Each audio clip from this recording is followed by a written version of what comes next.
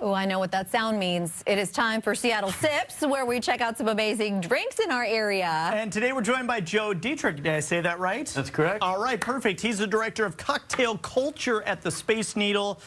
I've been up there. It's fantastic. And we're going to be making 3 St. Patrick's Day drinks today. That's correct. So let's get started. Yeah, what are we doing first? Awesome. The first one we're going to do is going to be kind of a play on an appletini. We're going to use Grey Goose Light Poire.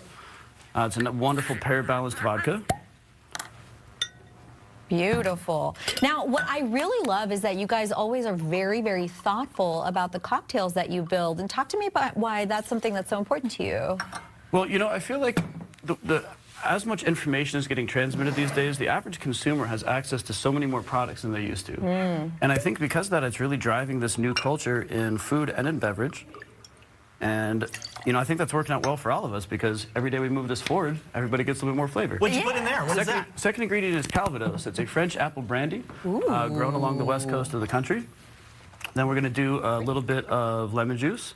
Now, the Calvados, I think, is a wonderful touch because oftentimes you see in appletinis, it's just like an apple liqueur, and they kind of lack that character and body that Calvados provides. Now it's going to add a little bit of syrup to this. I've never seen that before. Is that something you can buy in the grocery store? You know, at a Total Wine and Bevmo, absolutely. Okay. Maybe a local Safeway or something. It's a little bit more difficult to find, but not too hard to find if you're looking. All right. Let's grab some ice. Pour it all into the shaker and Shake her up, right? That's the second best part. The best part's drinking it. Yes. I agree with that.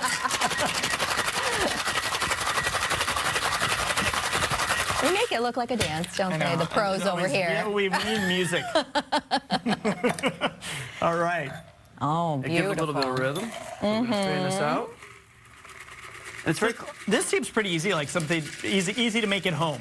This one should be very approachable at home, absolutely. All these ingredients can be store-bought, and then you just need a little bit of effort shaking. Now, I do like to give them a special garnish, so we're going to do a green apple fan. Okay, that is very cool. That is cool. And your little decor there, a little bit of some lips on there. These are actually the picks that we use at our new restaurant at the Bar at Chihuly. Very cool. So I wanted to bring that in. Oh, I just went there. Like 2 weekends ago. I had a lot of fun. Do you want to try the first one here? Ooh, yeah, yes, you go for it. Okay. Hello. Good morning. And what do we got going on next here? The next one is going to be called the Lucky Charms. Obviously, a little bit of play on St. Patty's Day coming up. Does it involve Lucky Charms cereal? No, it does not involve cereal, fortunately. Please don't put cereal in that drink. I don't know. But, you know, sometimes you want to have a little nostalgia in your cocktails, and sometimes, you know, maybe less things floating in them. Can you imagine? So we're going to start with 2 ounces of Bacardi rum. It has a light sugarcane flavor, a little bit of floral notes. Makes for a great base for this beverage. We're going to add a little bit of dry vermouth to this. Now, something you don't see too often in modern-day cocktails, just because I think there's a stigma about what vermouth used to be. Yeah. Well, it turns out you get a fresh bottle of vermouth, it tastes way better than what you find in the liquor cabinet, you know? Many, many years later. Yeah, many years. It's funny. I remember my parents had some vermouth in their liquor cabinet. It was probably there for a good 15 years, so it probably didn't taste very well-aged. Well-aged. So to that, we're going to add ½ an ounce of Saint Germain. Again, kind of playing on those floral notes, you know? Yep. And then a little bit of apple juice. We're using Nudson's today, something not from concentrates, so it's recommended. So again, looking for ingredients that we can find in grocery stores pretty easily for our consumers at home to enjoy. Awesome. And then the final touch to that is going to be a green apple syrup. Now you can buy this as like a Torani or a Monin pretty regularly. Yep. I add a little bit of green food coloring into it just to give it a little bit of a pizzazz. It is a holiday after all. It is. You can turn anything green at this point. This one we're going to serve in a coupe. And this one's going to get stirred instead of shaken. Ooh, very fancy. You'll be like James Bond. Except not. Except the opposite. Is it shaken, not stirred? You'd be the opposite of James Bond. The opposite of James Bond, yeah. It's okay. I don't look that good in a suit anyway, so, you know, I'm all right with that. Yeah. I'm out here trying to make you look super cool and failing. Brian. All right. Now we'll grab our strainer. So talk to me about the importance of having that strainer like at home when you're trying to make cocktails yourself. I mean, honestly, I think it's one of the most important portions. A lot of times you just see people using 2 glasses or a tin in a glass to try to strain things out. I don't like ice chunks in my cocktails. Now, some people do, and that's totally fine. But for mine, I want to have a very even and smooth texture, and this helps remove all those ice chunks, so the drink doesn't also get any more watered down once you've ordered it. Okay. Now for this one, we're just going to float a little apple in it. This is really cool Cute. looking. By the way, Yes. I'm going to try this one, okay? You try it. And we'll get started right away on the second one because I want to make sure we have enough time. Oh, by the way, how was that? This was delicious. It's so fresh and a little tart, which I love. Oh, yeah. It's a really nice, refreshing version of what you'd be used to as a standard appletini, which are usually too sweet. This was what I would call a Yes. very dangerous drink here because I feel like I can They're just tasty. It's really, really tasty. This reminds me a little bit of, and I mean this in the best way possible, like one of those sour candies.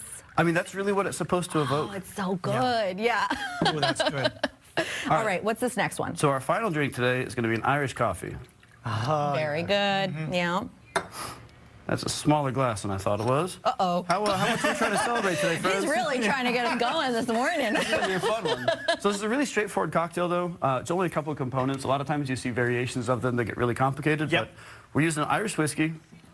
And again, I'm using Teeling specifically. This brand has a really standout flavor that I really enjoy in Irish coffees. We're going to add a little bit of Demerara syrup to that. Demerara is just kind of a light brown sugar. And then we're going to finish this with our local coffee. It's Variety Coffee. They're Teeling label, so really designed to accentuate the flavors in the whiskey itself. Beautiful. And then you might have seen in the teas, we were whipping up some cream. Yeah, what's that? Oh, it's cream. Oh, yeah. Is it just, did you just get the heavy whipping cream from the store and just whip it right up? That's all we're doing. Okay. Very nice. Now, the back of a spoon helps a little bit for this transfer, because we don't really want it to sink under the coffee level. Oh, you just want it right on top, don't you? Right on top. See, you have cool. talent, my friend. I Yeah. would need a much smaller container. It'd be all Very- over the table. That's a good hot tip right there. Beautiful. So when properly whipped, you should have that nice separation. You want me to do this? Yes, All right. I do. I love these anyways.